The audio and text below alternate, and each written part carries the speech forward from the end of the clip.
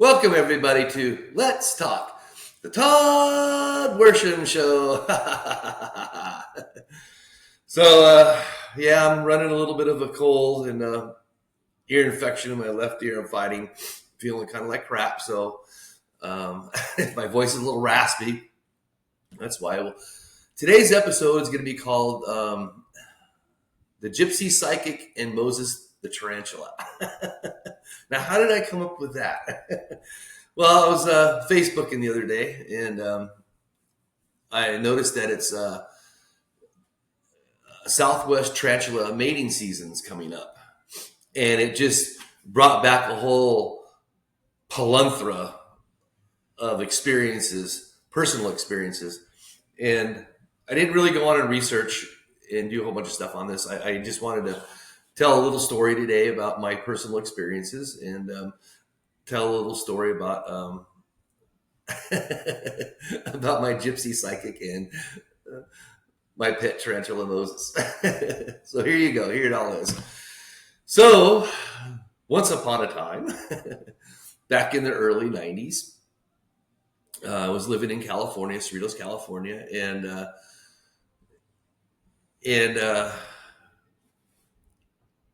God, I don't even know where to go. So I was living in Cerritos, California, and I was in this dart league.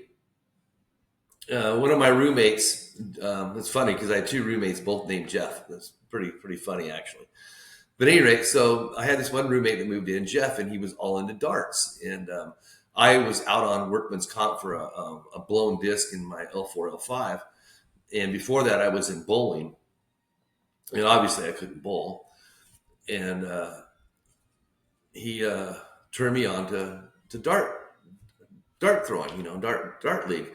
So we went out to this bar and we're throwing darts and I'm having fun. I'm thinking, man, this is pretty cool. It doesn't really screw up my back too much and something I can do and be active.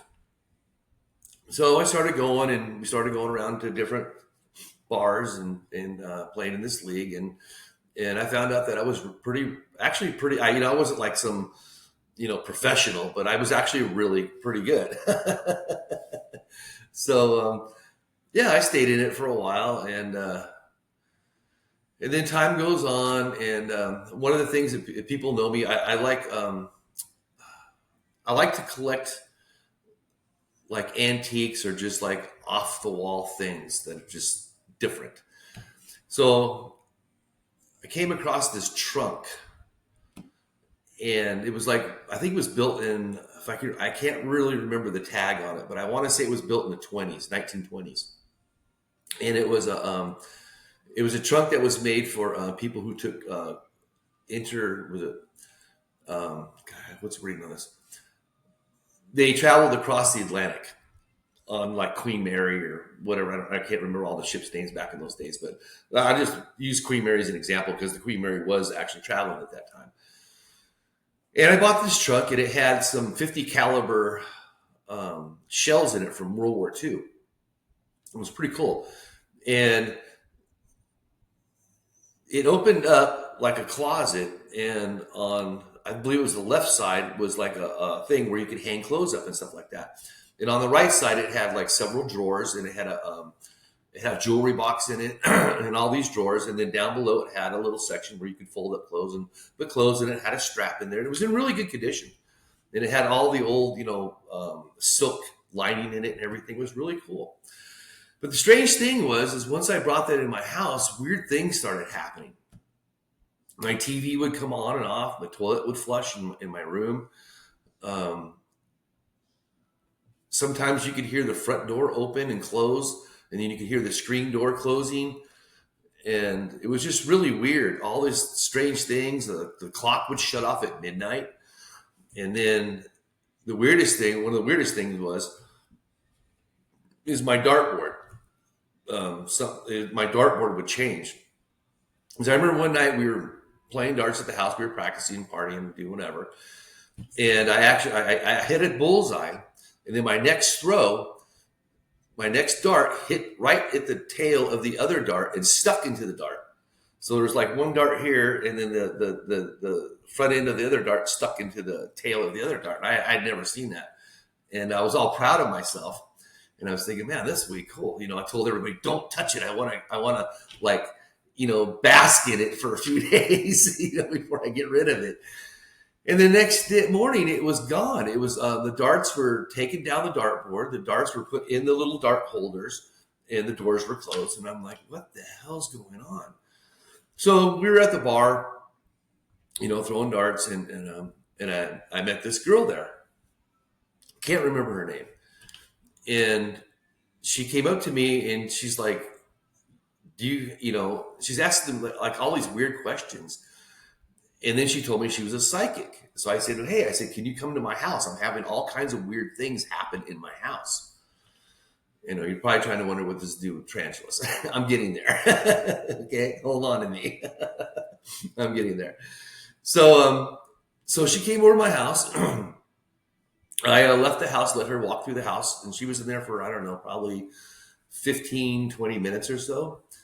And she came back out and she told me that I had two entities in my house. She said one was good and one was bad.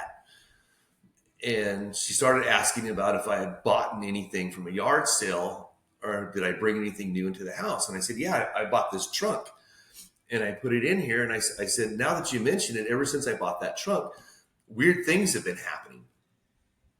So she had told me that there was like a bad spirit in there. And I'm like, yeah, whatever. I'm tripping. So she told me to take it out in the garage and wrap it up with 3 blankets and put it in the corner of the garage. And stuff would stop happening. And I did that. And it did. It stopped happening. But I also had,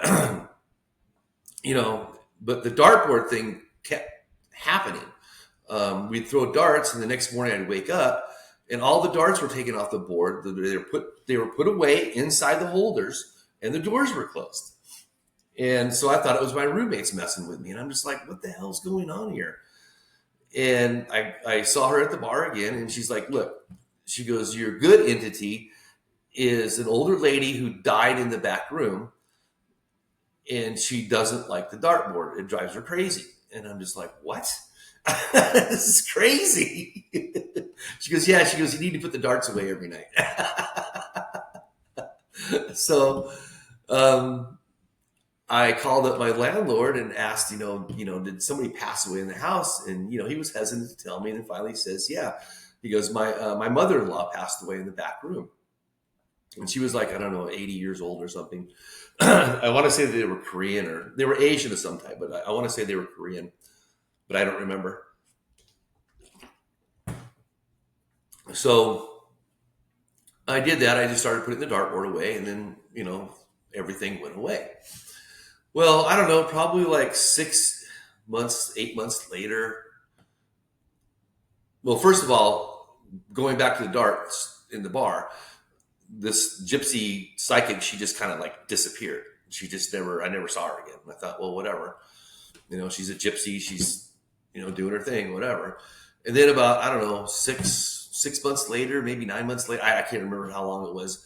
She just shows up at my house one day. And she's asked me, hey, I'm leaving California. Can you watch my stuff for me? And I thought, okay, that's cool. There's room in the corner of the garage. Go ahead and put all your stuff in there. So she did. And then the last time that she came in the house, she had this an aquarium. And it was like not an aquarium for like fish. It was like more like a terrarium, I guess. And she says, can you watch Moses? And I'm like, Moses? I go, who the hell is Moses? And I look inside the terrarium thing, and it's this big old huge tarantula. I'm just like, oh my God. I'm like, no, not really. She goes, you got to watch him. He's really cool. His name is Moses, and you just got to throw a couple crickets in there, every so many weeks or whatever, and he'll eat them and you'll be happy. So at any rate, so I did it. I took Moses in, and she left. Never did return. Never. I mean, she never returned. So Moses ended up being a really good party pal. I used to have a lot of gatherings at my house, and people would come over. And I personally don't drink, but people would come over, and I'd host parties and stuff like that. And we'd pull Moses out. So I grew up in California, and I can remember the black widows everywhere. There was black widows under my bed. There was black widows in the closet. There was black widows out in the backyard, in the garage. And even though I wasn't a big fan of spiders, for some reason, black widows never really bothered me. And I don't know why. I mean, everybody's like, oh, they'll kill you and all this stuff. And I thought, well, they just sit there. They don't really do anything, so I thought, well, okay, whatever. But as I got older, I got didn't really care for spiders at all. And then the next thing I know, I get Moses popped in my lap. And it was really funny is after a while, Moses would learn how to get out of the terrarium. Yeah, I'm not kidding you. He could learn how to push the screen thing out, and then he'd get out and go Moses on around the house.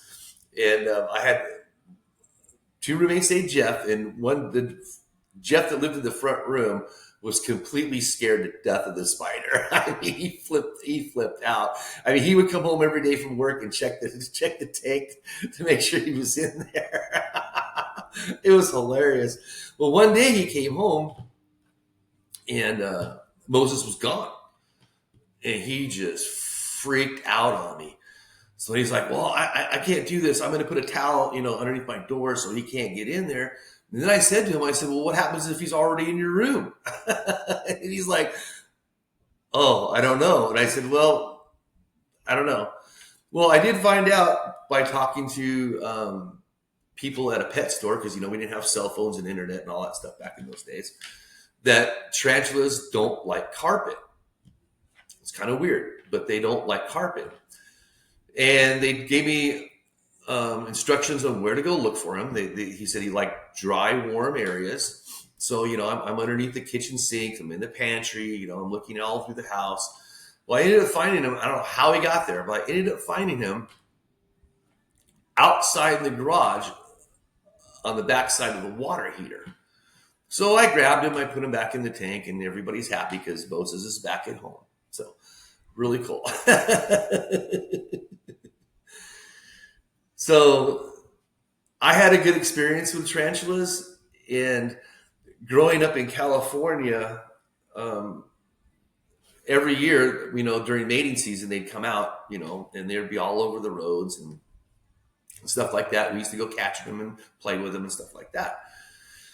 Well, when I moved to Arizona in the late 90s, I think it was the second year I was here, I was at Lake Roosevelt. Because I had forgotten all about tarantulas and the mating season and all that kind of stuff. I was there with my boys, and we were on a boat, and mating season started while we were there. And I'm not kidding you. This is not an exaggeration. There were millions of them. There were so many tarantulas that came up out of the ground that we literally had to sleep in the vehicles. I slept in the boat, and the kids slept in the truck.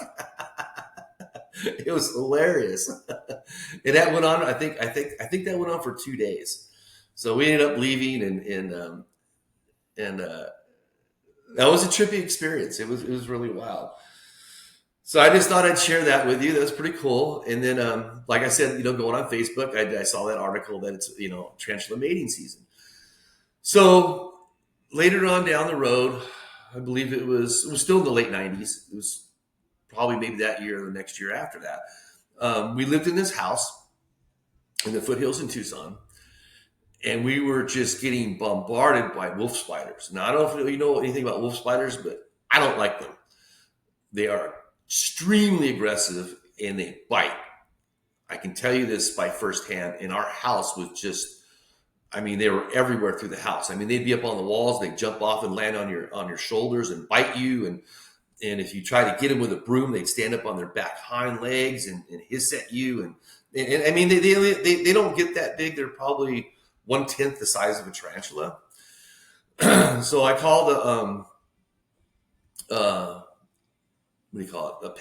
A pest control place. And the first question they asked me is if I had any tarantulas on my property. And I said, I don't know.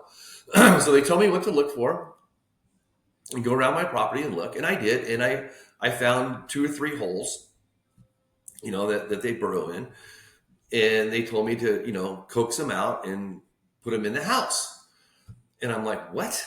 And he goes, yeah. He goes, put them in the house, and because spiders are cannibals. He goes, within probably 30 to 60 days, they'll eat everything in the house, all the bugs, all the spiders, everything. They'll clean your house out. And then when they're done, they'll just leave. So I'm like, I don't know if I can do this. But so we talked about it, and we ended up doing it. And, and it worked. I mean, I think, I want to say within 60 days, no scorpions, no spiders, no bugs, no nothing. Everything was cleaned out in the house. And they just left, just like they said they would. So it was pretty cool. So I'm kind of looking forward to seeing what the mating season is like up here. I'm really curious because a lot of people have lack of knowledge about the southwestern tarantula. First of all, it's not really, I don't know if it's poisonous, but all I can tell you is by owning Moses, it takes a lot to get him pissed off. And my interactions with tarantulas have always been really good. I do know that when they get scared, they stand up on their hind legs and they throw their fangs out. And that's when they tell you, look, it's kind of like a rattlesnake, brrr. So they stand up on their hind legs and they throw their, whatever you call it, their pinchers or whatever it is, their teeth out. And they tell you, look, back off. And if you do that, then they're fine. And then you can pick them up and they walk all over you. And they're very fragile. They're very docile. And as far as I've known, since I've lived here in the Southwest, I've never known anyone to get bitten by a tarantula. Ever. So have had nothing but good experiences with them, but it does take a lot to let them walk on you at first. I mean, it's a pretty big spider. It's like, fits in the palm of your hand. And it's huge, but they are really cool. So don't kill them. They're really good for the environment. They're really good for the planet. They help get rid of critters that you don't like or that aren't good. So during the mating season, when it comes out, if you see them, don't squish them. Know that they're good, okay? And treat them with respect because they're there to help us. So anyway, that was my little short story about the Gypsy psychic and the spider Moses. And don't forget, tarantula mating season's is coming up. So just be aware and try not to run over too many of them or try not to kill them. Okay. All right. And, I'm going to go back to being sick for the rest of the day. All right, everybody. Thank you very much. I appreciate you tuning in. And it's just a little small one today. So, hopefully I'll feel better. I've got to, because, I got a busy week ahead of me. So anyway, y'all take care. Thanks for joining me. And I appreciate everybody. I appreciate you all watching. And I will see you next Thursday. Bye.